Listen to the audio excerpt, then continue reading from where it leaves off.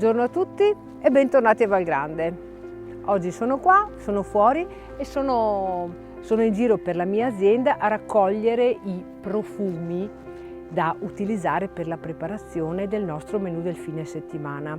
Infatti in questo fine settimana la mia idea è di preparare un risotto, diciamo un po' diverso rispetto ai soliti, e lo voglio preparare con la faraona. Sì, è un risotto, diciamo, che esce un po' dagli schemi classici dei nostri risotti preparati durante l'inverno con il radicchio, con le carni di maiale, quindi mi piace, sapete, studiare abbinamenti nuovi e abbinamenti diversi.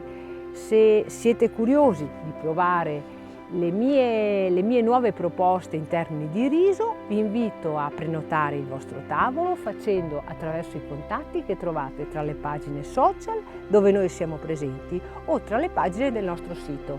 Per il momento, ciao!